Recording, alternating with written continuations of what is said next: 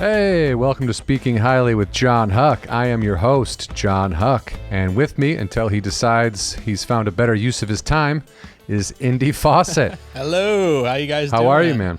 Good, I'm doing well. Good to see you, John. Nice. Good to see you. Good to see you. This is episode 13. We are going to be diving into Mystery Science Theater. Woo! Yeah. It's a show that I absolutely love. And it's like one of those things I get almost sad when someone's like, I don't like it, or I've never seen it. I'm like, oh, and actually for like what we did with, well, first of all, you're good, right? I want to do some intros. We don't need to jump right into it, but just want to make sure you're good. Oh, definitely. You had a good week. Oh yeah, I mean it's been a good new year so far. Just getting back into the swing of things, getting off vacation. I got this suite in the name of MS. God, I'm not MST3K. MST3K. It's hard to say. It is hard to say for a newbie, but I have this drone that just starts flying when you drop it. Watch this. Hold on, let me see if it works. Oh my God. Oh. If anyone's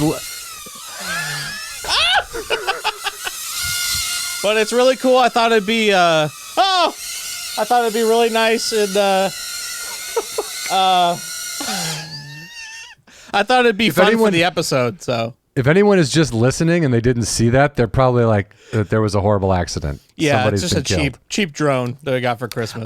Yeah, that's cool though. That's cool, and that is in the vein of the show in the sense that it seems like a homemade robot in a way. Definitely. I wanted to also mention really quick the artwork that we have for our show. Indy made up a sign, but the drawing of me in the sign was done by a gentleman named Michael Jacobson, who has an Instagram account, which is at Copenhagen Poster, and he does Love that. all kinds of drawings like that. He was a gentleman that I found his artwork online, was extremely, oh man, I really like these pictures he draws, and I hit him up. Hey, I'm a comic in Los Angeles. I really like your art. I was wondering if I could talk to you about possibly using a drawing of me by you on the cover of my next comedy album. And he hit me back pretty quick and said, I already know who you are. And in my head, I'm like, oh yeah, I'm world famous. And he's like, we worked on a commercial together in Prague, in 2008. And I was like, oh my God, he was a producer on this thing I had done over there years ago. So he already knew who I was. We already got along. We'd had been dinner. We'd had drinks. We'd hung out in Prague together. So he drew that. When I told him what I was looking for, he drew that picture was the first thing he came back with. Not colored in, but then I was like, that's exactly what I want. That's great. I couldn't have described it any more perfect than that, I don't think. Yeah, and also I'm seeing a trend line among you re-interacting with people you've already met and not knowing it. You know what? I mean, it happens, I guess. But I think that's just more proof that the world is such a small, it seems so massive. If I were to try to walk across Los Angeles right now, it would be this a massive undertaking, and it's just so spread out, and it's so wide, and it's so big. But the entire planet, I mean, I've been on a small island in Greece and off of Greece, and somebody in the room next to me knew people from the rival high school where I'm from. Really? Like friends of mine. The world is so small, and insane, it's like, man. Someone said this to me too. I think it was in college. I mean, obviously it was because I went to a small school. I would go to parties. I'd get hammered. I'd be a nuisance. And the next day, people would be like, oh, hey, we had a good time last night at the party. And I wouldn't remember them, or I wouldn't remember what they were talking about. And I'd be like, if you say so. Yeah. And then I was talking about that one day. It always happened to me. I felt like I couldn't keep anyone's name in my head, or I didn't remember meeting these people, but they all seemed to know who I was. And a friend said, and I believe this is true for most people, but more people know you than you know people. Does that make sense? Like more people would go, oh yeah, Indy, I know of him through so and so than you actually know. That's interesting. I've never thought about it that way. And I could be wrong, and someone listening is going, "You're full of shit." But that's how it feels. It feels like I say that's true. Yeah. I mean, I feel like I know a lot of people. I've met a lot of people.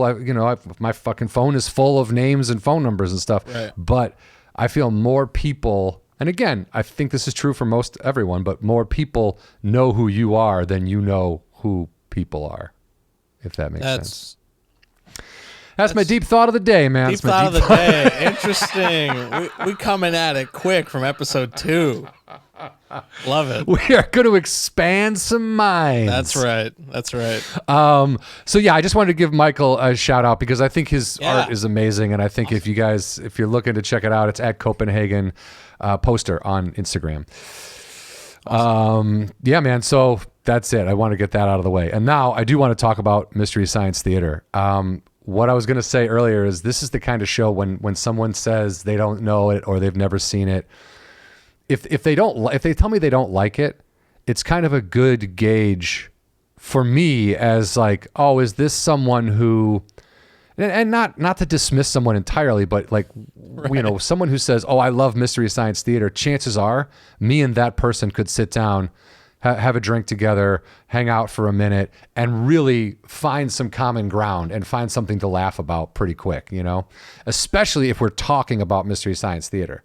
But like then people like you who say very unfamiliar, never really heard of it. I couldn't even say the acronym.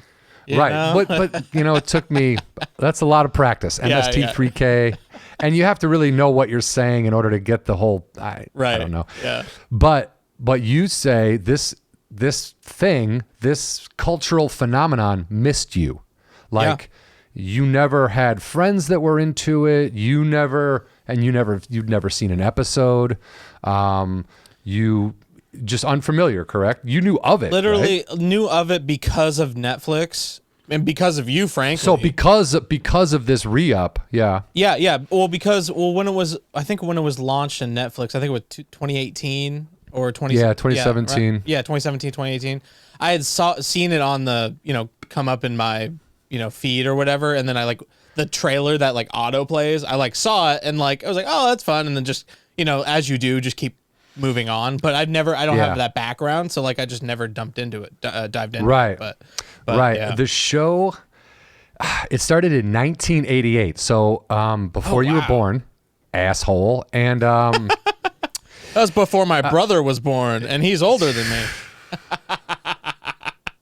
Cool. I hate your whole family. Awesome. In 1988, though, I mean, we're talking 3 years after the Bears record the Super Bowl Shuffle. We're talking a year the Cubs all looked pretty good, 88. Yeah. 88, it was a long time ago. But this Joel Hodgson is the creator. It's kind of his brainchild. This guy, and we'll talk about this with our interview with our guest today, but this guy was in Hopkins, Minnesota. He was a comic. He was doing his thing there, and he was starting to get bigger and kind of rising to the top of that scene. And when that happens, and it's the same for most places, but people kind of rise up to the top of their local scene, and then they decide, should I go to New York? Should I go to LA? Should I go to, if you're in the Midwest, should I go to Chicago?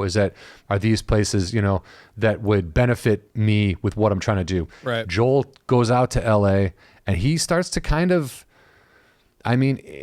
more than a lot of us, he starts getting offers. He starts getting scripts passed his way. It's like, hey, you want to be in this thing with this other pretty famous guy.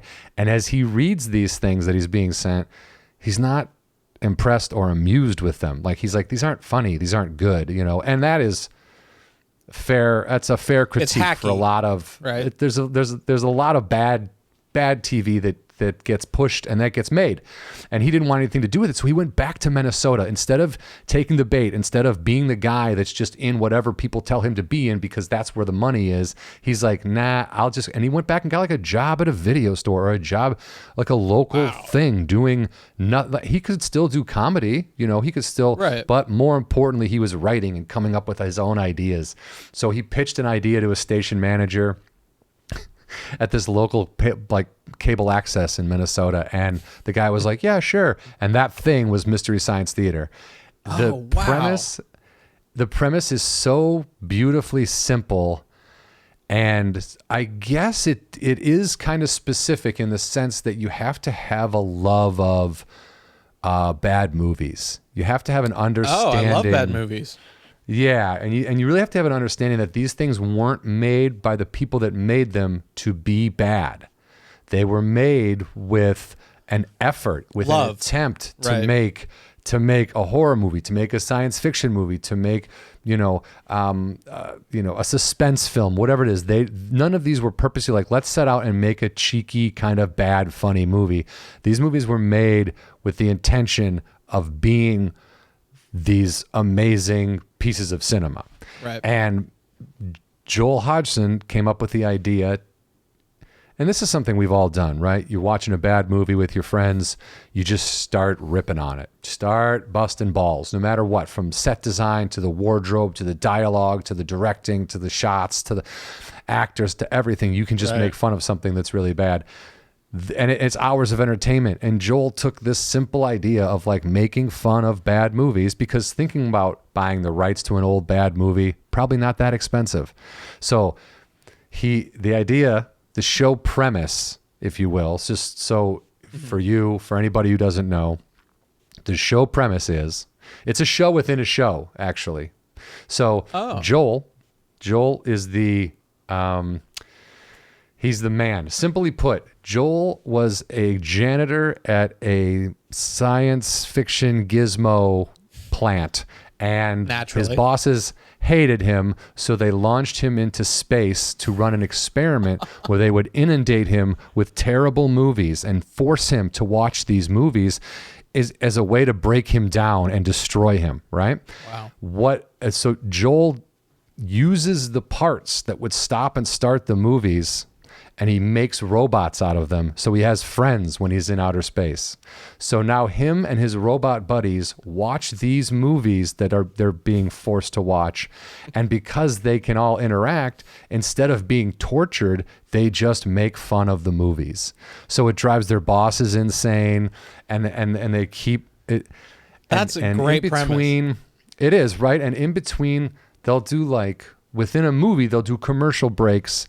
And in that break, there'll be a sketch. I don't like to call them sketches really, but like Joel will interact with the robots in something they're trying to do, usually related to the movie. So they are kind of like comedic interstitial sketches that go along with the show.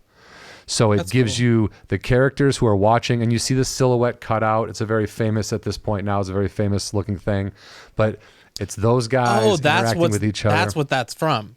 Yes, it's those three. I know that. I know the silhouette. It's Joel. Yeah, it's Joel, and then the two robots next to him. He's in the middle, and Crow's on the right, and Tom Servo's on the left.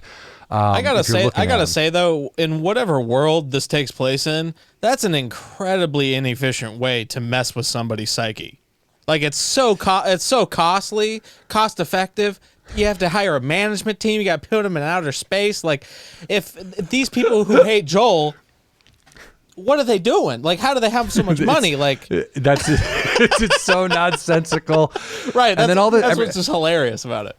Yeah, it's and the sets are purposefully janky. Like there's nothing, like when they're doing their sketches, they didn't go big budget. It's not supposed to look like Star Wars. It's supposed to look like these a janitor got thrown up. Scientist sent a janitor up to space. Yeah, and now he's kind of fucked and stuck up there. But they weren't sure how the show was going to go. They did, I think, 6 or 8 episodes. This guy from whatever it is, KT whatever in Minnesota, KTMA, Jim Mallon, Mallon, but he was the production manager there. Joel pitches him the idea, and he goes, yeah. So they do like 6 or 8 of these. No, they did 13, wasn't it? They did 13. Nope. Yeah, they did 13. And then they weren't sure how these were going to go. And just kind of by chance, the first 2 launched on Thanksgiving Day of 1988. So that was just kind of happenstance, I guess. But it became MST3K is now a Thanksgiving tradition for a lot of people. It's become like a Turkey Day thing, but it was all kind of by chance. They launched the first 2 episodes. They weren't sure how it was going to go. They set up some phone lines so people could call in and give them if they liked it, whatever. The phone lines lit up. Everyone was so pumped and so happy that they took the initial 13 and extended it to 21 episodes for that first season. Right. So they were pumped. And by the end of that run there was like a year run on that channel went bankrupt. So the show, smartly, Joel and Jim had maintained the rights to the show. So they started pitching it around and sent a 7-minute sizzle reel to, this is so funny because again, before your time, the Comedy Channel, which there were 2 channels on cable that ran comedic content. One was called the Ha Network and one was called the Comedy Channel. The Ha Network had a news segment called Comedy Central. Really? Eventually, the 2 networks combined and became Comedy Central. Wow. And it was that all owned by Viacom at that time? That I don't know. I believe I don't know how deep or how far back Viacom goes, but like those 2 channels combined, because I remember I used to watch the Comedy Channel and then I would go over to the Ha Network, and then one day I was like, Comedy Central, isn't that the Ha Network thing? And then it was just Comedy Central. Wow. So, and again, this is before internet. I couldn't like look up how this merger happened, or I mean, I'm sure I could now, but I didn't. Yeah. Yeah, you were like, hey, I can laugh easier now. I don't have to go on 2 channels. Well, that's kind of. It was like, oh, that was smart. Now we're not going back and forth. Right. Now everything is in one place. It's like you don't even think that that's probably actually in the long run bad for everything. But there's no competition, nobody doing anything different. But yeah, so they sent this 7-minute thing to the Comedy Channel, and the Comedy Channel, getting mustache hair in my mouth. That's good for the viewers, right? The Comedy Channel loved it, and they bought 2 shows right off the bat, and one of them was Mystery Science Theater. So it immediately started new episodes coming out as they were licensing the movies. They were working on them and everything. It ran on Comedy Central till 96, I think, and then it was canceled on Comedy Central, and then Comedy Central they sold it to Sci-Fi, and the Sci-Fi network ran it from 97 to 99, and then canceled it, but ran reruns until 2004. So I remember, interesting. Okay, like the show really spanned like my most formative years, I guess, because in 89, I was 88, 89, I was going into high school. And I remember I was walking from my bedroom to the kitchen, and my dad was in the living room, and he goes, "Hey, come here. What do you think of this? Look at this." And I walk in there, and he's watching Comedy Central, and it's a Mystery Science Theater episode. And I see the silhouettes of the first thing I see. I'm like, I thought he was watching an advertisement. So I'm like, well, what is this? And he's like, they're watching a bad movie. And I'm like, what? He's like, they're watching an old movie, and they're making fun of it. And I kind of watched and I was hilarious. Like, oh. But part of me, because I was a young fucking asshole, was like, oh, this is probably some dumb shit for my dad. Like, this is probably some old man stuff, you know? Right. But like, at the same time, knowing what I know now, that's the exact kind of stuff that I end up getting into. Like, Laurel and Hardy, all the stuff my dad showed me and liked was stuff that just stuck. So it would make sense that the next time I watched Mystery Science Theater, I basically pissed my pants laughing because it was everything you wanted. It was like making fun of these terrible movies. And my dad used to always talk about old bad sci-fi and horror. Like he saw Them. I don't know if you know that movie. It's like old black and white giant ants, right? And for the time, like when you watch that movie now, you're like, that's silly. But for the time, the special effect of clearly these ants being filmed and then blown up to a point, right.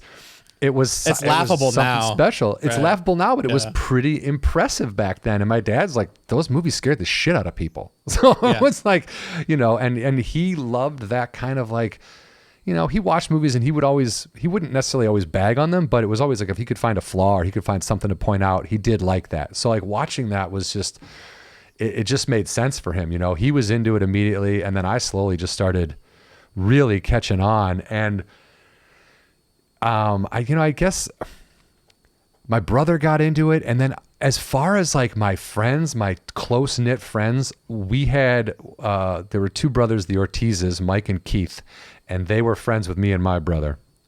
And they came over. We were supposed to go skiing one day. We were going to Wisconsin for the weekend with my parents, and they came over the night before, and we watched like 2 Mystery Science Theater movies. And they had, this is the first time I ever saw, they do shorts, like little educational industrial shorts. Like, again, if you're not in the entertainment industry or you're not an actor who's had to struggle, like these are things you can be offered. Sometimes they'll be like, hey, would you, if there's a spot they're looking to audition for, an industrial short, which could mean a video about how not to lift with your back.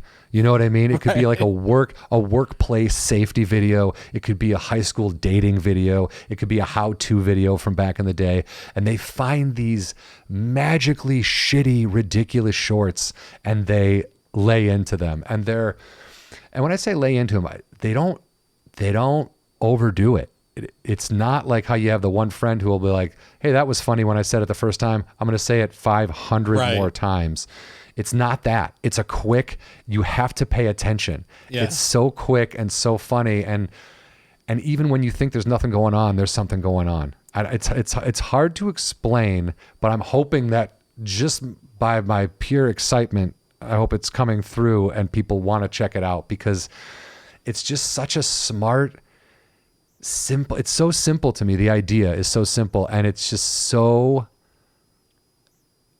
hours of entertainment. You know what I mean? It really is. It's like I said, they did the Thanksgiving Day thing was by accident, and then it became a Turkey Day marathon. Comedy Central in 1991, I think, was the first one they did, but Thanksgiving they just ran 30 hours of Mystery Science Theater, right?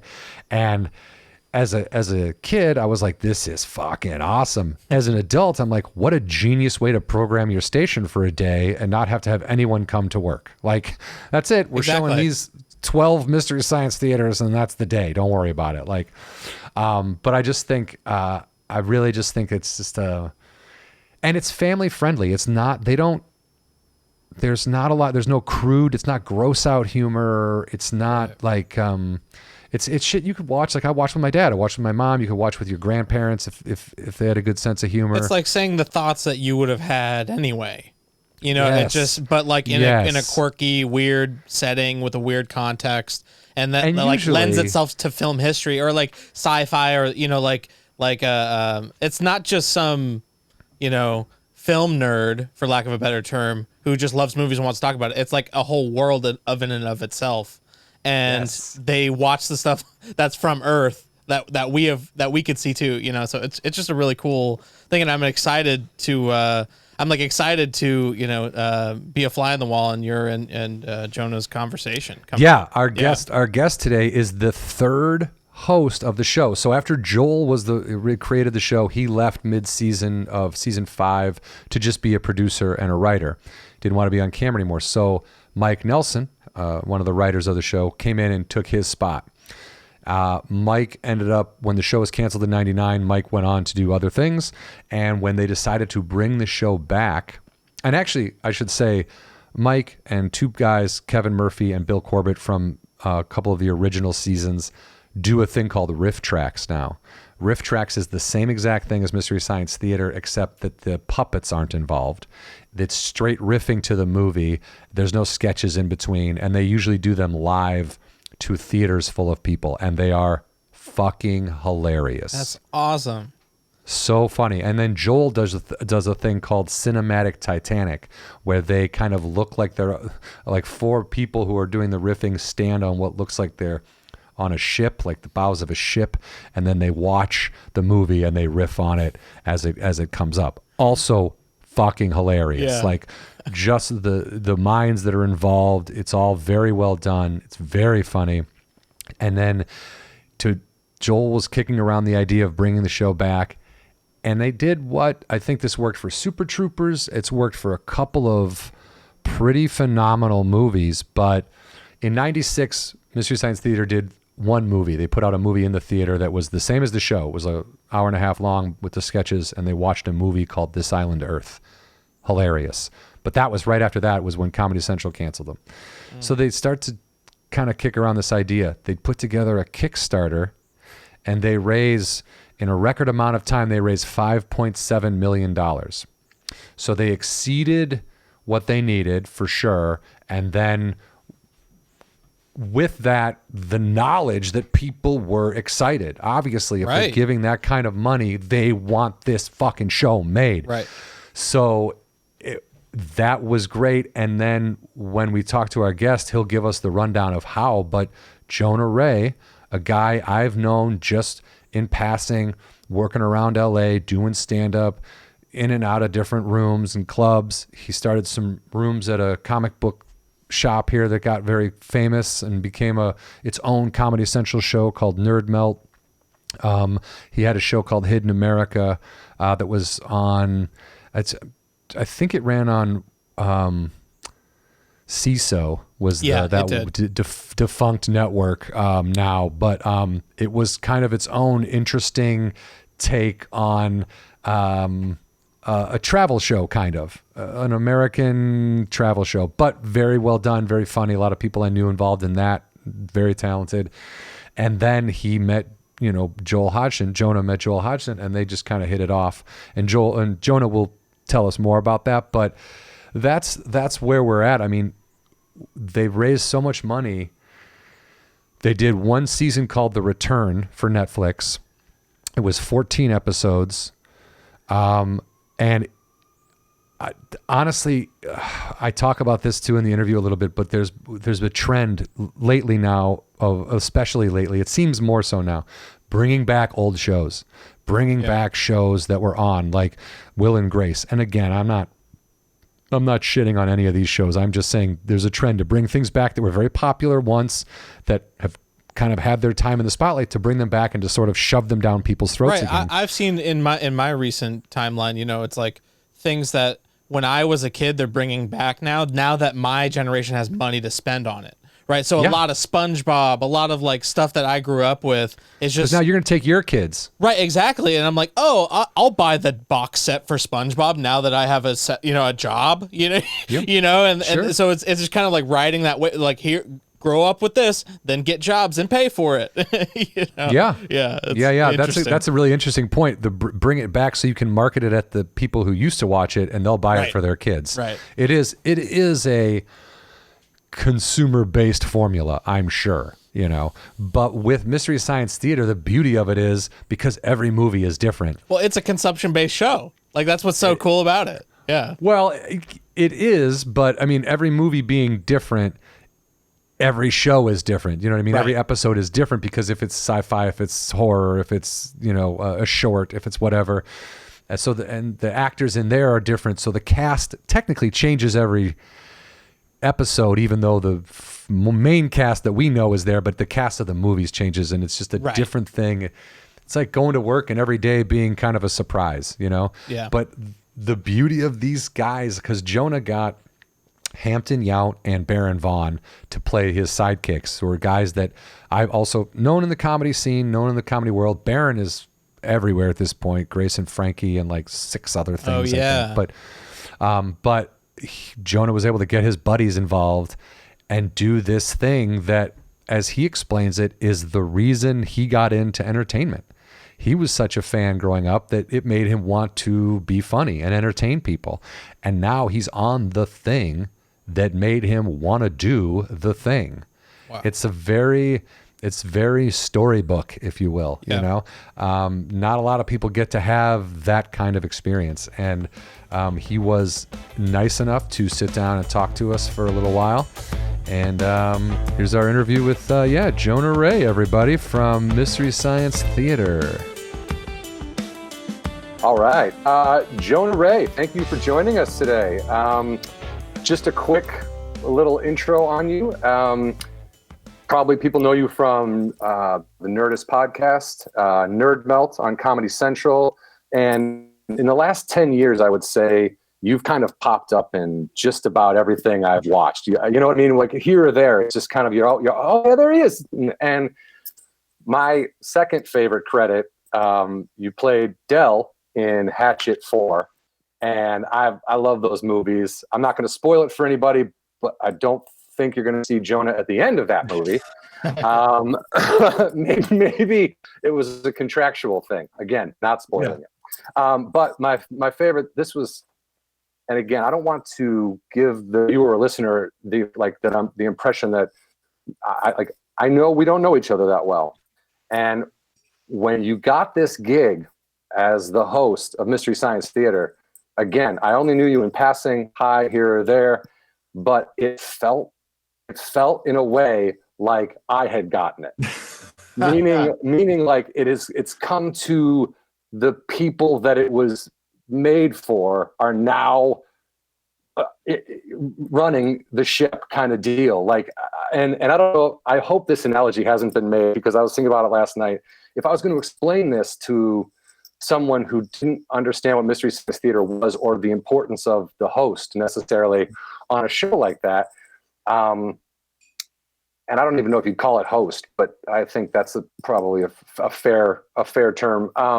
But if you think about the Tonight Show, Steve Allen was the first. So that would be like Joel Hodgson created the show, was the main guy. Then Mike Nelson would be the Jack Parr who came on after Steve Allen. And then even though those guys, you can't, I mean, what Joel did is he created this thing that so many people love, but like you are now in the Johnny Carson chair. You know what I mean? Wow. No, that's, I mean, I guess chronologically, yeah, I lucked out with the Johnny Carson because it could have easily been Leno if they had gotten. It could have been Conan and then you're there for 2 minutes and then. Yeah. Well, no, you know, that is funny though, because like the joke I was always saying was like, I'm the Chris Eccleston of Mystery Science Theater, who was, you know, the Doctor Who that when they revived it. And so, but yeah, no, that's a huge, thank you for saying that. No one ever put it in the Tonight Show. Good. I'm glad. I was thinking about it. I got it. Like, I understand, you know, you were doing Nerd Melt, you were doing Nerds, like real quick. So I didn't want to not in the mood of correcting the host. Yeah. But the show was called The Meltdown, which was a show before the space became Nerd Melt. It was before that ever happened. It was The Meltdown. It's like, and I only say this because it was Emily Gordon, who was the producer of the show, very adamant about that. Well, and also I want people to be able to, if they want to go back and look for it, I want them to have the right. You know what I mean? I want them to be able to totally. Yeah. The Meltdown with Jonah and Camille. Yeah. And also, you know, you had that show, Hidden America, which I think got not promoted enough, and we'll probably do a whole episode on just that because it was so original and it's worth talking about and more TV like that getting made. But as far as Mystery Science Theater goes, like, have you always loved bad movies? Yeah. You know, it's funny. I loved horror movies, like bad horror movies. Like that was I didn't go too much into sci-fi or fantasy films. But because I was born in 82 and we had cable and we had HBO, and all they ever showed was bad horror movies. And that's really like, you know, my generation's, you know, because Joel, like when he was growing up, there was nothing but bad sci-fi on. Son of Svengoolie, was that? Have you ever heard of him? Yes, Svengoolie out of the Midwest, right? Yeah. All right, out of Illinois. It's like every Sunday was just terrible sci-fi, terrible horror, like old 50s movies. Yeah, and that's like me and my friends would just get like any horror. You know, any horror was good horror to us. Yeah. So I did always have like an affinity for it, and also, you know, when in '94 I was 12, and that's when Ed Wood came out, and which, you know, became my favorite movie. And that's right when I started kind of getting into like, you know, like Mystery Science Theater. I started liking that, and then I started kind of researching bad movies, and then Ed Wood came out, and I was just like, it's all kind of happened. And when you're 12, that's when things really start to like solidify and nail down what your interests are going to be, hopefully for the rest of your life. Yeah. Yeah. Or at least for that. And that's the kind of thing that did stick with you for the rest of your life. You know, it was, I don't know. I feel like I used to be kind of harsh on bad movies if like I didn't like an actor or I was like, this movie sucks. And then slowly I started to realize, and I think this was through kind of with the help of Mystery Science Theater, that to make a movie of any kind is a pretty impressive feat. You know what I mean? And well, you've done enough in the industry to know that it's hard. It's really hard.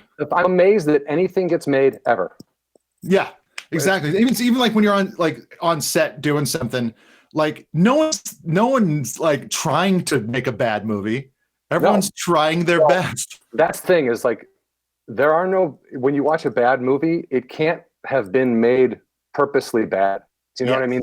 There's like if Tommy Wiseau had made The Room to be a bad comedy, nobody would ever talk about it. It would have been gone a long time ago. They have to have swung for the fences and done their best, because there's a lot of like heart that needs to be behind. That's it. It has to feel like that they meant to do that. Yeah. Yes, and that there was a big argument in the Gauntlet season of Mr. Science Theater, but like when Joel's like, "Oh yeah, we're gonna do Atlantic Rim," and I was like, and for some reason, like those movies, I was like, no, I don't know, those are bad on purpose. It's like that's Sharknado. Yeah. But then like someone broke it down to me, and they're like, no, like Sharknado stuff, that's bad on purpose. That's not. We would never do that. We actually made fun. We had a whole sketch about that in the first season. But it was like, he was like, this company's the new Roger Corman. Like they're just trying to like trick people into watching, but yeah, like, accidentally renting Transmorphers instead of Transformers. Yes. And accidentally, yeah, dude, but there is something, because I'd heard of Atlantic Rim before I saw it on the Gauntlet, and I was like, didn't I? And I remember I saw Pacific Rim in the theater, and you could have made fun of that movie relentlessly for hours at a time. But yeah. Atlantic Rim just had a little bit more machismo to it, where you're like, ew, what is going on here? But dude, I really feel like in a society, in a business that keeps bringing back old shows and sort of cramming them down people's throats, like, well, people liked Will and Grace 20 years ago, so let's bring it back. And this isn't to shit on Will and Grace, and this isn't to shit on people who have these ideas to bring these things back, but like sometimes it feels very unnecessary and stale and kind of past its prime. But with Mystery Science Theater, there is no, like, you guys picked up the ball and kept running, and it really was like the show never went away, you know, and reruns might have helped that, and the DVDs I have, and the fact that I keep watching, but I was so happy. I mean, the first season you guys did was so funny. And that Gauntlet, I mean, I remember being in a chair in this shitty apartment in New York. My wife was working out there, and she's trying to get ready. And I'm like, I got to watch this. I'm watching it on my phone. And just through Mac and me to Atlantic Rim, I couldn't stop crying. I was laughing so hard, dude. I mean, thank you. You got Barron and Hampton, who are your friends, I assume, before going into this at all. Yeah. So you kind of introduce, first of all, how did you and Joel, how did that come about? I mean, the internet says you guys met on a podcast, and that's fine, but like there has to be more there. Yeah. It's funny, because I've read that too, where it's like, so you guys met on a podcast? I'm like, well, yeah, kind of, like it simplifies, a friendship. But like we had met briefly, a couple years before that, just through Dana Gould at one of those Super Bowl events that like he helped kind of put together. It was just in passing. And then he was Joel Hodgson was in town, and he was a guest on Nerdist. Listen, like on the Nerdist, we had tons of people that I was huge fans of. I didn't become buddies. Like, Mel Brooks didn't cast me anything. Tom Hanks didn't put me in it. It's like, so we just met, and it was just that. It's just what it was. And like, I told him I was a big fan of it.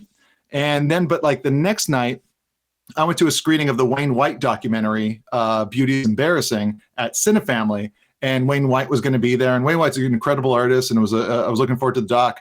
And, and then Joel happened to be there, and he was moderating the Q&A, and he like saw me in the audience afterwards. He said, oh, hey, man, you're from yesterday. I was like, yeah. And like, we talked a bit about art and, stuff like that, and the film scene. And then the next night I was coming back from some show on the West Side, and I was on the way back. I was like, I'll stop by, Meltdown, the Nerd Melt, because they were doing Harmontown.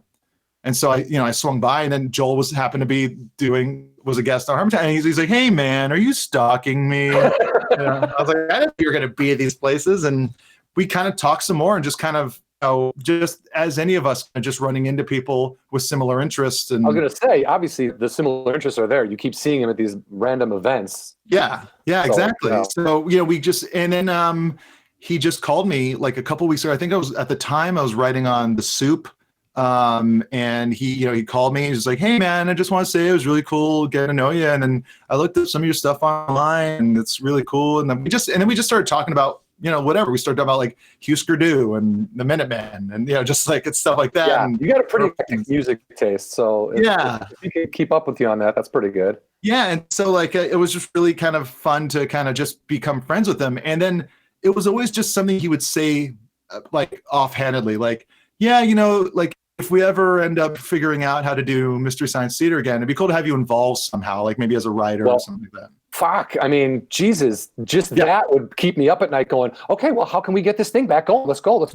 Exactly. And like, it's like, you hear those things in this, I always hate the term, but like in this business, yeah. You hear that stuff. Like you hear, like, it's like, you'd be so great in this role. It's like, well, yeah, like once we get this made, man. And you're like, yeah, no, I'm in, it's like, call me when the text clears. Yeah, exactly. And so I kind of just, I was like, wow, wouldn't that be a trip? And then, a couple months would go by, he'd call again, we'd catch up and just chat or, and then like one time he had to write some jokes for a screening of like one of the Channel 101 Channy Awards things, the thing that Harmon and Traub do. And like, he's like, I need to write some jokes. So would you want to help me with that? And I was like, sure. Yeah. And then we sat down, we wrote about a bunch of jokes, and we just kind of started having like, he's like, oh, you're really sharp. And, maybe, and then it was just always kind of like, he would kick down the road. Then one day he's like, I think we're really starting to get something together where we'll do the show. But I was thinking about it, man, like you should be the guy.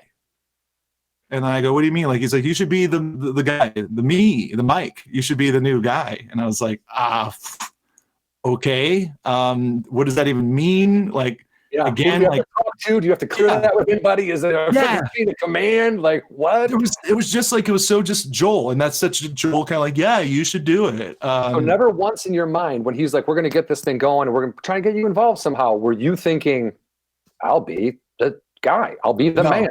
No, there was never one moment. And even at that point where he said that, there was still like another year and a half, maybe, like where he was like thinking like, maybe to get ready to do the show, we'll open up a theater in Philadelphia called the Mystery Science Theater. And then we'll just do live shows and you can fly out, you and your wife will move out to Philly. We'll do shows like 7 nights a week. And I'm just like, I'm gonna talk to my wife about living in Philadelphia. Exactly. He's like, oh, she'll be a part of it too. And like, I was like, I'm doing the show like with my friends Kumail and Emily, like, we're doing the Meltdown. Like, I think we might turn this into a TV show. He's like, oh, I don't know, man. You probably just, but isn't this what you like? Don't you like Mystery Science? I was like, please don't make me. Don't do that. Yeah. Yeah. Because things are like, that's when things kind of started kind of cooking in the career in general. And it was weird to be like, I don't know if I can move out to Philly, Joel. If that means not being on the show, I don't know how to handle that. But then he, of course, Joel like has these ideas and he talks about them and he says them like they're going to happen. But it's his way of kind of, carving out the. That's how he writes. He writes out loud. Like he'll exactly sort of figure it out and whittle it away and. Exactly. Yeah. Out of there, and then my analogy is always like Joel. Like if he was a sculptor, he'd bring you like a block of marble. He's like, there it is, and you'd be like, what is it? Like, oh my god, hold on. Click, click, click, click, click, click. You couldn't see it. Like, I think it's like is it like a guy? Is it? Oh gee, here we go. Click, click, click. Just he sees it, and you have to just wait. Yeah, I mean that's very. Again, taking me back to when I was talking about the. Shows coming back and like the Kickstarter thing alone. I mean, it was a record. They put the thing out and bam, you were already picked to be the host when that went in too, right? So people knew they weren't like surprised or there was no announcement like that. It was like this is our cast. This is what we want to do. Give us some money. They started the Kickstarter. I think like a few days before they started announcing cast members. And I remember seeing the numbers go up and I'd already shot my bits for the videos that were going to be dropped for like, yeah, exactly. It's like, I'd already shot me showing up and going like, hey, I'm the new guy kind of thing for the Kickstarter. And I remember just kind of like, as I saw how much money the Kickstarter was making without me being involved, I was like, oh God, they're gonna like make so much money that they're gonna go, hey, sorry, man, we're really quick, you're out. We're gonna get Seth Rogen to do it. Like, you know, I just kind of had this like fear that would happen. Honestly, I think if you were dealing with anyone besides Joel, that is it's a way stronger possibility than from what I have studied and learned about him. He went out to LA from Minnesota with chops, and people were like, hey man, you want to be in this thing with these actors and this other thing? And he had offers, and everything that he saw, to his credit, was dumb. He was like, man, this is fucking stupid. I don't want to do this. So instead of doing what most of us would do, would be like, yeah, I better be in this dumb fucking sitcom because I got to get money and that's how you act. And he goes, nah, and he goes back to Minnesota. Yeah, he kind of stopped doing comedy. He was like, you know, he was on Letterman and SNL all the time. Yeah. And then just like, if that's how they're going to offer me, I'm going to go back and then just ruminate on ideas and things and then come up with such a simple concept that is so timeless. That like since the dawn of motion pictures, we've had bad movies. They're never going to stop. Like this is, I'm sure you're going to hate this reference, but I look at it as like a Grateful Dead type thing where like the music just keeps going. And for the people who really like it, yes, we're going to get made fun of for loving John Mayer all of a sudden. But like for the people who really like it, that shit doesn't matter. You can make fun of me all you want because I'm still obsessed with the music and it's still being done well at a level that I find acceptable, and I'm still going to go see it. You know what I mean? And that's I totally get that is a great analogy where it's like it's refreshed and it's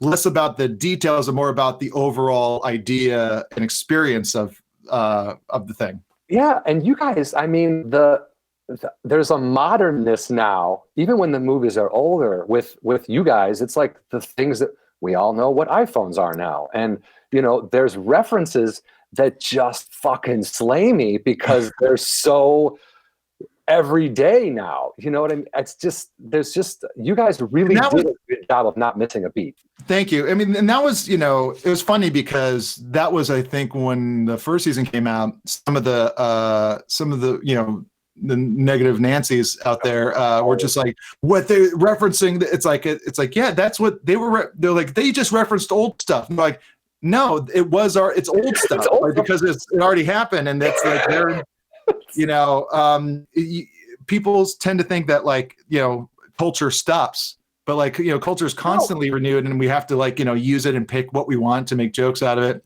And that's stuff is, I remember there's like, I was so happy to get it in. I remember like when we like were working on the riffs for Atlantic Rim, and I wanted to like, there was like a guy in a bowler shirt with like spiky black hair and sunglasses when like, you know, one of the robots comes on the beach and he stands up and I go like, somebody, you know, I remember that because I used to do that at work on the walkie-talkie. Like, I call for somebody, and then I go, and they go, yeah, act like it was an emergency. I go, somebody wants just to drive people insane. And when he stood up, I'm like, that guy looks like the dude from Smash Mouth. And then you did that. It was like I was like, and it was perfect. You didn't beat it into the ground. You didn't keep coming back to it. It was so, it's just, that's the beauty of the show. And it was funny, there's like the day that we, you know, that I wrote that, me and Elliot kind of put that in the script, and then I tweeted, I was like, I finally got a somebody Smash Mouth reference into an episode. And then I remember some guy like retweet goes like, this is the problem with the new Mystery Science Theater. Like, it's like, why do we need these new references? I was like, that is already like a 20-year-old reference. That's already. Smash Mouth isn't a new reference. We've been making fun of them for over a decade. Yes, yeah, exactly. Wow, that's unfortunate because I as it was going on and I was seeing the momentum pick up, and I was like, oh man, they're going to do these shows. It's going to be great. In the back of my head, part of me was like, the fan base, like the real fan base for Mystery Science Theater, like from when because I've gone to the Riff Tracks live things and the theater, and even in LA, there's like 14 people in the theater, but the Nashville theater that they're doing them from is packed, you know? Yeah. And even then I'm like, oh, the fans, if you like this, if you like the show, you understand the show. So you're gonna like it. You're gonna like this version of it too. And when I saw that there were people who weren't liking it, I was like, what do you not like? What is so hard for you to swallow that's that much different? Yeah, change is tough. Especially like, like the kind of stuff we like it a lot because it's like finite, there's a reason, we like, movies and TV and all that stuff more than we like sports. Sports is constantly renewal and it's constantly changing, and you never know what's going to happen. And that's why a lot of, people who like sports, that's what they get off on. Yeah. But then there's that other side of the kind of, nerd brain of just like, I like this and I know this. And this, like, Star Wars will never change. And then it starts to change and then people get upset. People lose their mind. Like when new people come in and start to create new storylines, like I recently just rewatched all the Star Wars movies because I hadn't done that in a long time. And I was like, man, they can really keep going with this. Like, yes. And people, you're gonna have. It just amazes me that of all, like, I know people want to be negative. They want to jump on the bandwagon of hating something and shitting all over it and pissing on people's parades. But like, I was really kind of sad when I saw people doing that to Mystery Science Theater, because I felt like that's a thing that like if you're in, you're in. Like I have friends, when I discovered that show in high school or middle school, high school, and showed it to other friends, they were like, get this fucking out of here. What is this? Like, nobody but me and my dad could sit there and die laughing, and my brother loved it. It's just one of those things. Like, I felt like I get it a bit. Yeah. Like, it's like, and we've had, because like part of the liking something is like getting to argue about it. That stuff is very fun, and also, you and I have been in comedy long enough to know that like the first joke you think of is usually the most negative or mean joke. That, like when you're hanging with your friends, like you're not like, when someone's wearing like a shirt, you're not going to go like, nice shirt, asshole. Like you're gonna, it's like, that's the instinct to just kind of go be punchy. Bust some balls. Yeah. Yeah, exactly. And that's what I realized as I gotten older. I was like, don't say the first joke because it'll be mean. And I say, and I mean that in like, being in a marriage essentially, but like, that's how you learned it. You're like, don't say the first thing you're thinking, because that's fucking wrong. Yeah, exactly. It's your brains. It's like this. What about this one? You're like, it's like basically like the joke writer in your brain. The first guy is just Gil, like just trying to get a joke in. It's like, what about this one, boss? Gil. You really need a joke in here. But yeah, so it's like and I was ready for that. And it was funny. I was telling Joel, I was like, I'm really nervous about what people are gonna, say, because it's like, by and large, I don't know if it was the truth or was what my perception of it was. Like I was like, people don't really like me on the internet. Like it's like the Nerdist fans. I'm number 3 on their list of their favorite. It's like, but this is just the way we Sure, that's how you're breaking it down. Yeah, and I'm just kind of going like, it's like they're not gonna like me, Joel. And he's like, hey man, I picked you because I know you're the guy that can handle the fire. And when you're always gonna have, like, when you think about like The Daily Show, when I started watching that, Craig Kilborn was the undisputed champion of that show. There was no one that could host that show. Like, and then they put Jon Stewart, and Jon Stewart's had all these failed shows. And it's like, I mean, I like his comedy, but am I going to like him on this? And his first episode, I was like, ooh, he's not good. Dude, he ended up being fucking awesome. He changed that show for the better. You know what I mean? Yeah, it's the idea of, and I remember kind of like, because I like wasn't sure about Mike when he showed up.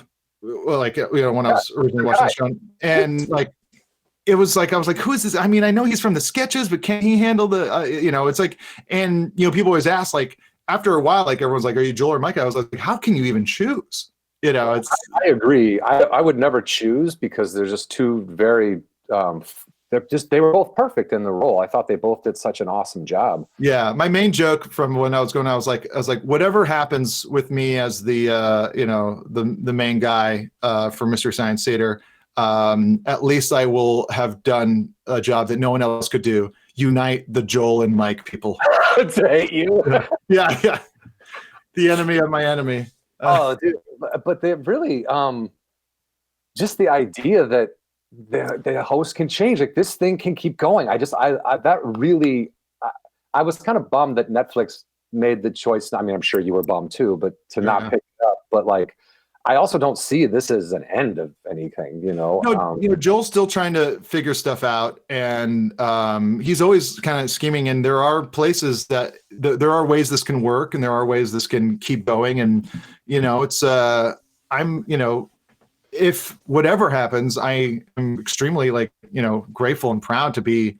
You know, it's when you get into showbiz, like, you know, there's a lot of versions of what your dreams were, and it's like it's never like one-to-one. It's never like it's always like it's like, oh wow, I'm like acting in a thing, like it's like this is kind of like what I thought it would be, or you know, it's like it's kind of like this or kind of like that. And then with Mr. Science Theater, like I was like, oh, this is literally the thing. It's not like a version of the thing. Like, you know, that is a dream. Yeah, like my version of Mr. Show was Hidden America. Like, you know, it's like the interconnected idea of a sketch show. You know, my version of like a stand-up show, like, you know, the A-List or, you know, Evening, like was the Meltdown. Like I had versions of this stuff going on, but then like I just got to do the thing. Like I remember the year prior, I had worked really hard to try and get an SNL, like you know, like I like had the audition, I sent in the tapes, you know, like they asked to see more. I got a call, but you know, like, and it never, you know, never happened. And like, I was just, and then all of a sudden I get, you know, this opportunity to do Mr. Science Theater. And it's, you know, it's like, I'm like, wait, hold on. Like, you know, over 100 people have been on Saturday Night Live.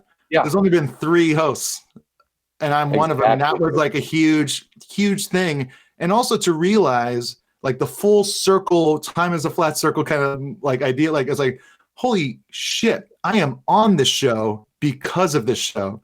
Like this is one of the things that inspired me to get into doing this stuff from the get-go. And then all of a sudden, like I'm back, like I'm in it all of a sudden. And time, I mean, that's got to be mind-blowing, dude, because that's like you said, like we have these ideas of like, oh, what path we're going to take in entertainment. And then the thing that made you want, that'd be like if somehow I got to work on Dana Carvey on Turkey Television. Yeah. I don't know if you remember that at all, but that was like the first stand-up I ever saw. And I was like, oh my fucking Lord, what is this? And I was chopping broccoli and it blew my mind. Yeah. But like for that to come full circle that's like, you know, that's like a Derek Jeter retiring after a game-winning hit. It's very fairy tale. It's very fairy tale. Yeah. And it's like a literal dream come true. And it's just, and I feel so fortunate too, because of the, you know, I was worried, of course, because I'm a fan and like I didn't want to like, you know, I don't want to be a part of the bad. You don't want to sink it. You don't want to sink it. You don't want people to fucking hate the show because of something you did. Yeah, and even before the show started, people were going like, "It's like you're going to like, you know, tweeting at me. You're going to ruin my favorite show." And I was like, "Wait, then I'd be ruining my favorite show, and that you know doesn't work." Which is why a fan makes sense to have a fan of the show as the host. You know what I mean? And I think, you know, it's like it came like, and everyone came at it that way. You know, it's Elliot Kalin, who was the head writer at The Daily Show with Jon Stewart for years. Like he was our head writer and he was incredible. And getting Joel's like, you know, you have to have a rapport. Like you don't have time really to like have you develop a rapport relationship. With, you know, yeah. And so he's like, who are the guys you think should be Crow and Servo? And like, immediately it was just like, I was like, Hamilton is Crow. He's always been Crow. Really? He's always reminded me of Crow, of just this nihilistic, you know, nasally, you know, psychopath. And then like he's like, all right, well, what about Servo? I was like, I think it's like when I think of like a guy who is like suave and like, you know, musical theater and can sing and can do impressions of singers. I was like Baron Vaughn is it's like they were already my Crow and Servo in my life. He's so fucking, I mean, Hampton's great. I'm not taking anything away, but yeah. Baron, I mean, that is just that's fine casting. That's well done. You know Thank what I mean? You. And I like how you sort of based like your friends' personalities sort of fit the personalities that you knew that the robots had. Yeah. Already, kind of. So you didn't go against anything. You kind of just, these guys fit those characters anyway. Yeah. I mean, and that's a huge thing. Like, again, you can kind of, if you know anything about it, you can tell you guys already have chemistry. You already know each other. You already play well off each other. So I think that was smart. You know, we don't have time to fucking cast two guys that you don't know to write these jokes that are coming at you at 1,000 miles an hour that if you don't pay attention to, you're gonna miss like half of it. So yeah, no, it was so fast, the production. And it's funny too, because when I see an episode or watch an episode from that first season, I know myself well enough to I go, oh, I'm so scared and rushed. This, like, it's like I'm like out of my mind, like that whole first season. Yeah. And then, like, it's like, you know, and that's why I'm so glad we got to do, if anything, like we got to do the Gauntlet season, because I think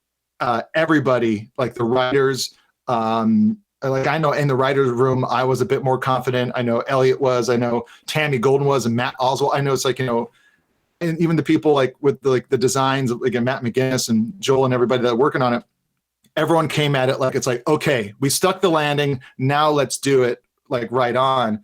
And I see like my performance and I see everyone else like just kind of like, I'm glad I got to do that, because I feel that was like of course I would like to redo some sketches from the first season. But yeah, but again, you're going to be your own worst critic. And as a person watching it, not connected to working the show, I didn't see anything that was glaring like, oh dude, he's out of his element. He doesn't, you know, none of that, dude. It was, I'm telling you, it's the most seamless cast change of a show. It's like Brian Johnson taking over for Bon Scott and AC/DC. It was seamless, dude. You're just like, oh, okay, this is the new thing. But I don't want to keep you too much longer, but I do want to know the basic shit that I'm sure other people want to know, which is like, what would be your favorite movie that you guys got to riff? The favorite that I would want to riff, or that we got to riff? Oh, good. First of all, you're better at this than me. Let's start with the one that you did, your favorite one that you've done, and then the one that you would love to do in the future. I have a couple like answers for the first one. Yongari from season 1, the Korean Godzilla movie, that felt to me like when we were writing that one and working on, that felt like to me like classic MST. So there was a very I had a lot of excitement doing that one.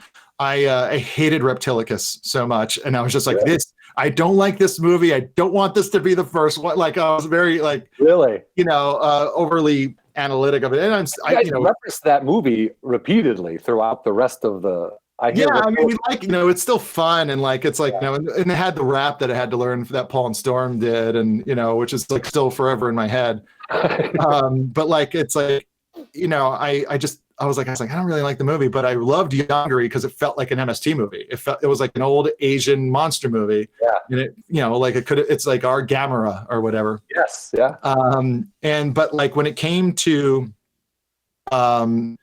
like my favorite riffing experience, it had to be Mac and Me. Dude, it just like it was movie. My God, the movie, and it's like a movie that like I knew about and had seen parts of and kind of remembered some of it.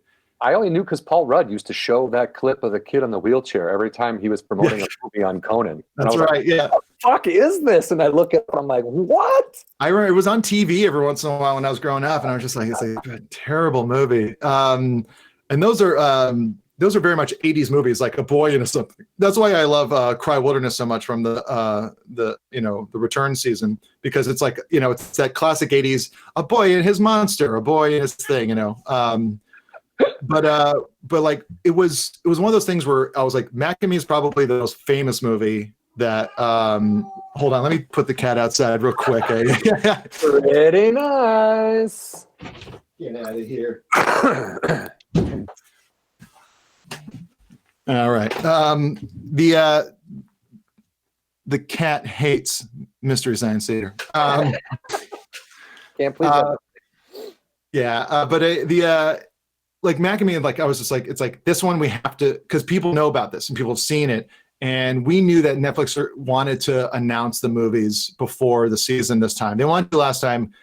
Joel didn't want them to. Like he loves the idea of surprise. He doesn't want people. He wants to like kind of the show to also be like, it's like, and here's something you've never heard of. Yeah, don't go watch it first, and then because then you're gonna like, it's like, then you're gonna go, what they should have said. Yeah, no. To me, it's like you see it. I read it. Maybe I'll read a description of a show of one before I watch it, but then I'm like, let's see what It's all about. Joel always calls it like it's like someone taking you through the haunted house. It's like, because we're the guides through this, this horrific thing. But me and Elliot and I, Elliot Kalin, we really, you put in as much work as you can in everything you do. I mean, that's just what being a creative is. It's like, you pour everything too much, like in every aspect of like, anytime you're making something, well, especially something that you love this much already, beyond being involved, you already love this thing. So and we wanted to like, where it's like this is going to be the one that people are going to watch. If they, it's like we got to make this one tight. We got to make this one good. And so that one was like a really great experience because it was also just because it was like an 80s movie, and it was like, it's like we knew the references we could make that would just perfectly, because we experienced that time of. Yeah, that's an interesting point. You lived in that time for the most part, so it's different than watching something that you were so far removed from on a personal level. Yes, yeah, and it's like we were able to kind of do. It's like, hey, you got your Mac and Me and my ET ripoff. No, you got your Poltergeist and my ET. It's like all that kind of like all that very specific stuff, and just I don't know. We had so much fun, and so like that was really just. As far as writing the riffs, that was my favorite movie to do. I mean, it's really good. It's that Gauntlet. I mean, the comeback season, the return season, I thought was phenomenal, and the Gauntlet, I personally just slightly disappointed at these short amount of episodes. Yeah, but love the concept of the kind of the Thanksgiving marathon day being all connected. Yeah, that was neat to me because you could do that in a day if you wanted to. Yeah, there was there was Netflix had essentially stayed out of it for the the first season, and for the second season they're just like we looking at the analytics, we can see people kind of, they called it getting lost in the enchanted forest. It's like they kind of would wander into this show and not really know if they could skip around or how much of it. It's like, did they have to watch the whole? And so they kind of like, they saw the drop off. And so they wanted, and also, like there was the thing we did in the first season with like those kind of commercial breaks. Cause like the idea what people are used to watching them on the Moon 13, the moon. Yeah, exactly. And that was all kind of just like, to kind of have that rhythm of the commercial break of the show. And Netflix just said, don't worry about that. Like make them shorter, just like make them a little shorter, make them tighter. And then we'll do like 6, and then people will run through it. And apparently they did, but like it was like apparently like people just like went and watched that season really fast and quicker than they did 6 episodes of the first season. Yeah. But you never really. It's just it's also a very specific show. It is. It is. I feel maybe starting with Mac and Me on the Gauntlet. If someone had never seen the show and they saw that one and they are of my age or around the time, that could have easily gotten someone very addicted to the show. Like now, that Joel wanted that Mac and Me to be last. That's a very funny fight. That's like, didn't get into a lot of fights. Me and Elliot would get into fights all the time about like, no, we have to start humming this part of the Back to the Future theme during this part of the movie. I was like, no, it has to be da, da, da, da, da, da, da, da, da. Like he's like, no, it has to be like da, da, it's all that. There's many fights like that in any kind of writer's room. Like those just dumb details. Like, really specific though. Yeah. But like the fight where Joel's like, again, we're kind of writing the stuff. I was like, yeah, man, like Mac and Me's feeling really good. It feels like a really good riff. He's like, totally. I think so too, man. The script is coming together really well with that one. I think, it's like, we're going to put that one last. We're going to build up to that episode because that's going to be the banger. I was like, wait, what? And he goes, it's like, yeah, man, it's like a stand-up set. You start your set with your second best joke, and then you end your set with your best joke. And I was like, okay. But in this reality that we're living in right now, someone could just skip to the last joke if they wanted to, kind of messing up the storyline idea we have with the Gauntlet, Right. Yeah. And he's like, oh, wow. I was like, and he wanted to start the season with Atlantic Rim. And I was like, no, No, we can't, because that's the obvious. It is kind of the obvious. Yeah. And there is the theme of the whole season, which is all like the sea level ripoffs of different movies, and or like Killer Fish is Jaws, or Piranhas even.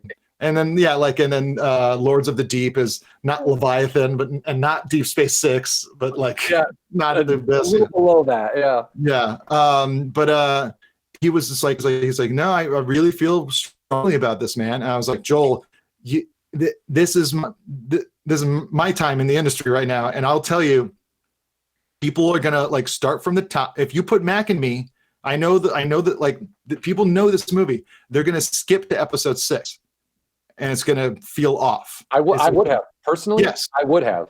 Exactly. And then he's like, yeah, I was thinking about it, and don't you think it'd be better if we started with Mac and Me? I was like, and that's the best idea you've had all day. Yeah, exactly. It's like I've had enough like jobs in entertainment where you just have to seed. You have to seed it. And I remember I was working on a cartoon once, and I would say an idea, and the guy would be like, I don't know, the boss, the showrunner. And then maybe later in the day, or maybe the next day, I'd be like, wait, did you have some idea about that thing? And I would just reference my idea. And he's like, yeah, we should do that. Do you want to do that? To make people think it's their idea, and they will go along with you every single time.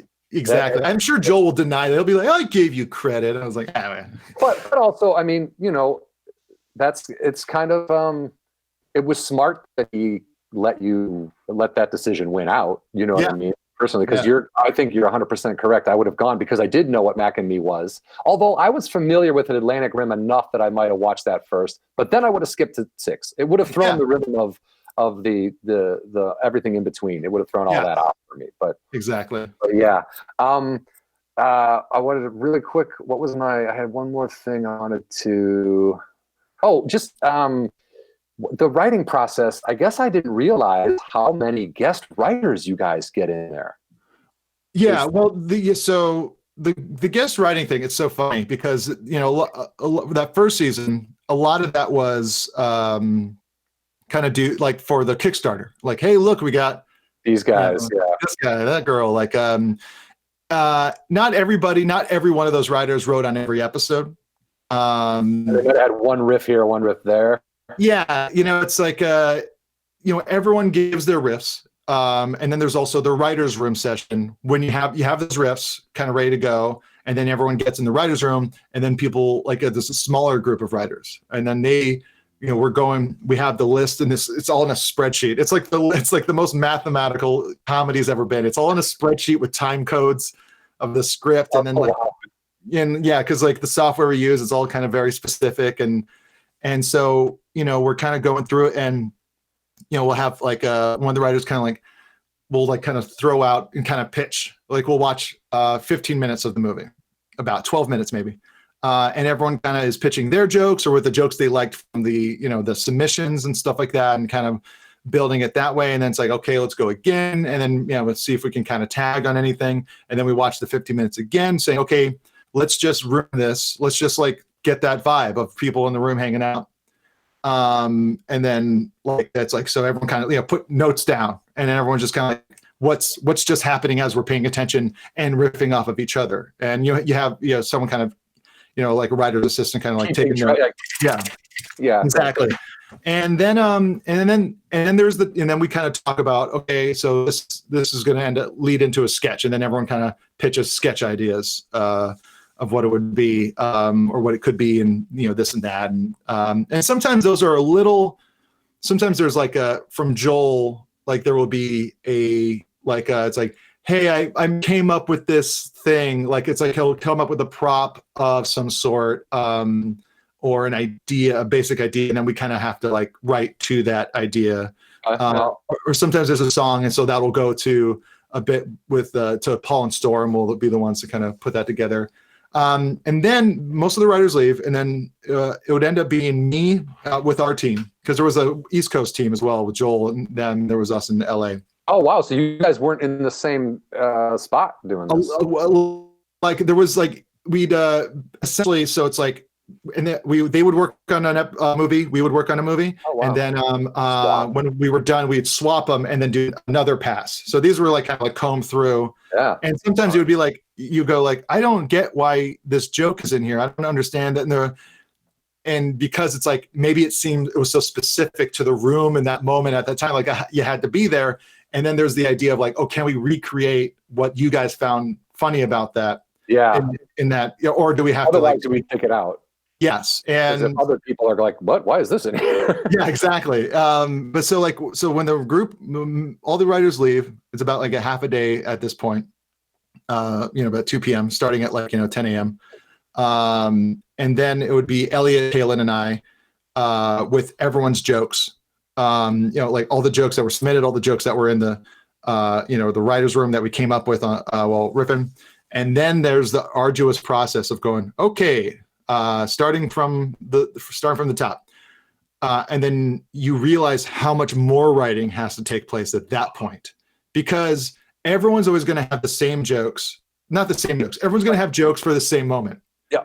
And then you kind of and usually decides of any kind of comedy writers room, it's like everyone's like, that's the one, or you'll see someone making this. Everyone makes the same type of joke, but then there's like a moment after that that's just no one had anything, because it's just someone walking across a field. Or someone just kind of walking through a house and nothing's happening, and no one, really paused to see if there was, something funny in the background, or this fight scene goes on along. So there's there'll be these 30-second, 45-second gaps, and that's when the real tough work starts happening. You're like, okay, what are we doing here? And because you don't want to go too long. In the first season we went real hard with the amount of jokes. We wanted to relax it a bit on the second season, but it's still you don't realize it's just you and some other person kind of, and then if there's a long scene that's where there's no dialogue, because dialogue you can always kind of oh, give me a gap after something, we'll find something funny for that person to say, and then but if there's a long sequence of no dialogue, you kind of have to start going, okay, well what's the bigger sketch we can kind of do within the riffs, what's a conversation that can happen between me and the bots. What's a conversation can we do a song here, or are we going to do a list thing of what do you think that guy is up to? Just there's all these kind of different ways you can do a sketch within the riffs. Yeah. And so that's one of them. But then there's also kind of keeping track of it's so much to it's so mathematical, but you start to go, wait, hold on. That's a great joke. But the last 3 jokes we did, the last 3 riffs, were all references to the same thing. Yeah. Or it was a music reference, a TV reference, and a movie reference. You're we can't just keep on referencing stuff. Oh, we just did 3 in a row of talking as if we were that character, that's a bit too much. So you have to kind of really make sure there's a variety within the riffs themselves, that it's not too much of one type of riff.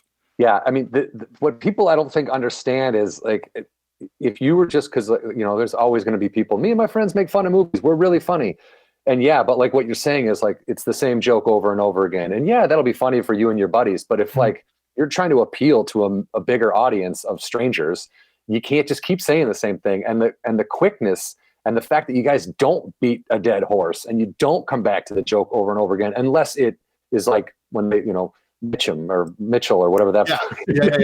Baker. I mean, but shit like that is rare and specific to the movie. So, I don't know. There's just something with like you said, the Smash Mouth thing. It was quick. It was boom, see it, you hear it, laughing. Hope you don't miss the next thing. But we never have to go back to Smash Mouth. Yeah, we don't have to that.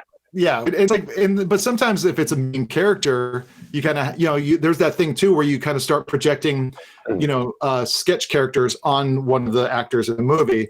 We did that with the Loves of Hercules, where it's and I didn't really see it as much as everyone else did, but the Hercules in that, they said, oh, he looks so much like Eddie Vedder, and so there was he pounds through a door and it's can't find a better man.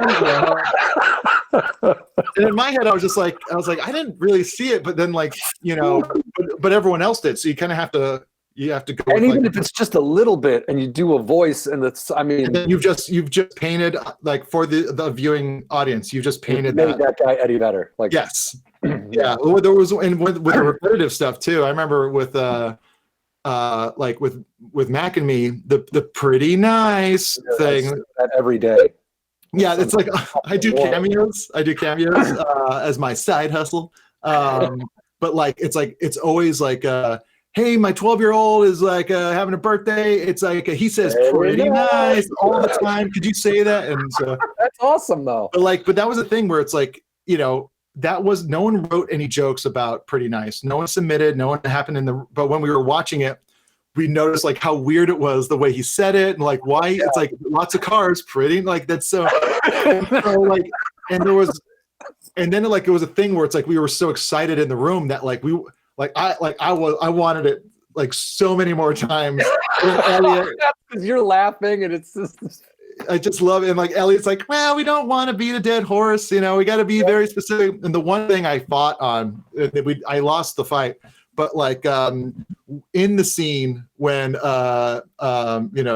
me from Mac and Me, when the kid is falling like off the cliff, like in his wheelchair, I wanted to throw in another one where he's just, as he's falling, he's like, pretty nice.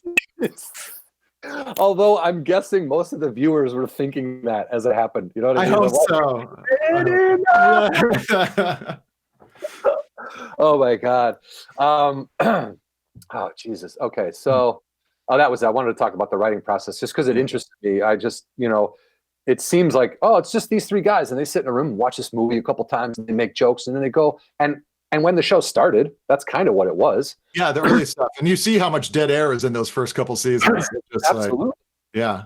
And again, it's you guys don't just fill it up with nonsense. It's like, it's all specific. It's very, like you said, now that you say it's mathematical, I can see how there's probably a formula that helps you guys get through that process, Yeah, and it's always evolving too as you're doing it. Like it's like not everything is a finite. It's like we have to do this type of joke here because sometimes you have to like usurp expectation. It's just like any kind of comedy.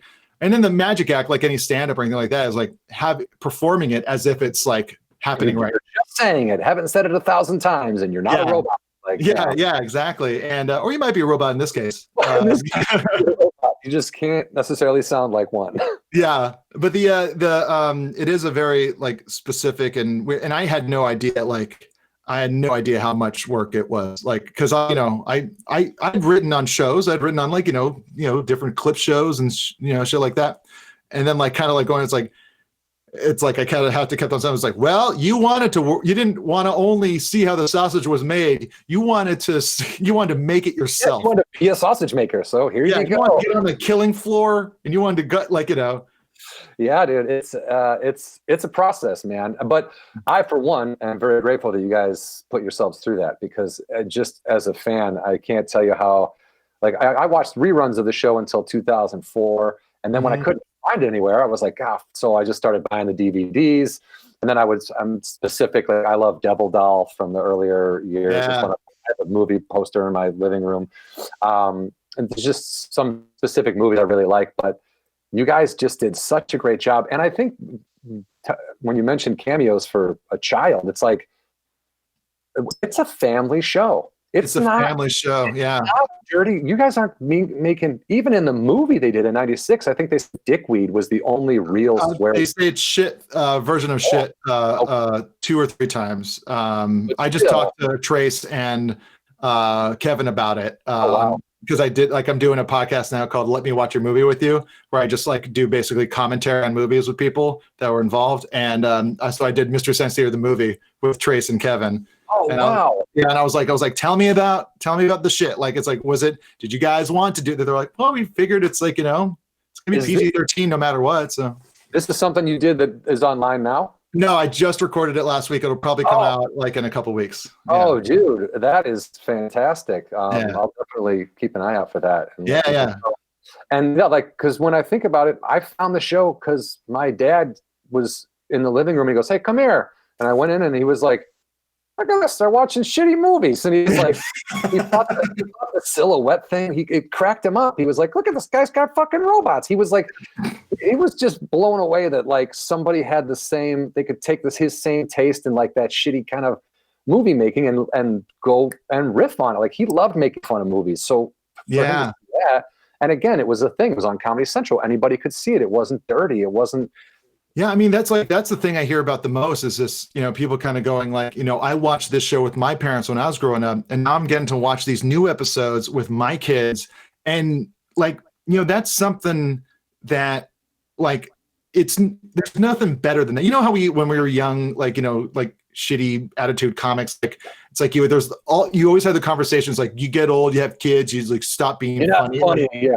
Yeah. And we kind of like really projected that a lot. And then you kind of like, I'm not having kids, but like, it's like, but like, my friends have kids, and they said that like my friends kids love the show. And like, and so sometimes I'll, put on the glass, like recently Moshe Kasher, his nephew was like, like having like a tough go or something like that from lockdown. He's like, would you mind like doing like a Jonah Heston like video and saying hi? And like, and that it's like, that's when you get to, as much as we break down all the stuff we do, if it's narcissism or a weird childhood or whatever's driving us, really like the thing I'm finding is like, oh my God, like I'm making people happy. And like when you're doing a thing to stoke out a kid, there's that's the truest form of just like, oh my God, I'm literally getting to do that. Like the thing that this show helped me with when I was a kid, the show that made me happy. Now I can do that. Yeah, there is, when you get involved in entertainment and comedy, especially, and acting and just being in Hollywood and trying to carve a path, it can get lost. That thing that was in you that made you like, why did I want to be involved in comedy? Because when I make someone laugh, it fucking makes me feel good. You know what I mean? And what is wrong with sharing that and like getting it out there? But then you get, you move out here, you're in your 20s, you're like, yeah, fuck that, and I'm better than this. How's that guy getting commercials, and fuck you, and everybody's an asshole, and everyone's a backstabber, and they're all out to get me. And then you go through your fucking crazy lunatic phase or your drug phase or whatever you go through, and if you make it out on the other end, you're like, oh, I got into this for a real reason that I might not even have been aware of at the time. I might have been like, I like movies, I want to be in them, but like deep down, that connection of watching someone, making someone laugh, and like seeing my dad laugh at Mystery Science Theater or at Laurel and Hardy or whatever it was when I was a kid, that fucking sticks in here, It's like, and again, it's a selfish, it sounds selfish, but it's like, I want to entertain people because I know that when I'm entertained, I feel good. And when I can make these people feel good, it makes me feel even better than when I'm just entertained. Yeah. And it's a thing where it's like, we want that, and we want to like, I want to help. How do I help? Like, like, what can we do with this gift to do something worthwhile? Yeah, I think Charlie Kaufman said the best. I got to remember the quote because I love it. But it's like the gist of it is like the best form of art makes someone feel less alone. Dude, and Mystery Science Theater is, I mean, just you look at the crowds that come out for the live shows that you guys do, and I mean, Comic-Con must have been fucking insane and mind-blowing because you bring. Oh, sorry. You just froze. All right. Okay. So my power just went out. Really sorry about that interruption. But what I was saying was that when I think I was in the middle of saying, like, when something is that we lose touch with what we get in the entertainment industry, and it's kind of can be a selfish thing where you get to make people feel good, and in turn you get to feel good. And with Mystery Science Theater, it's like that's what it is. It's just that it's fun. It can excuse me, people will bond over it. Your friends that love it. There's no middle ground. It's not like, oh, Mystery Science Theater, I sort of like it. It's like if you watch it, there's no sort of liking it. You fucking love it. Otherwise, how are you sitting through a movie with fucking three idiots making fun of it the whole time? Like, you can't. There's just no way. But I hope there's more live shows. I hope you guys do another season somewhere else. I'm really happy that you guys got to do it. it was really well done and stuck with what the show was and really didn't miss a beat, man. Thanks, man. I mean, like it really, like I've said before, it's the best thing, and I feel it's always a testament to really celebrate the things you love and be vocal about them. And because like I constantly I put out 2 stand-up records, and they're both the titles of them were lines from the Mystery Science Theater movie. I did "Hello, Mr. Magic Plane Person, Hello," and "This is Crazy Mixed Up Plumbing." It's like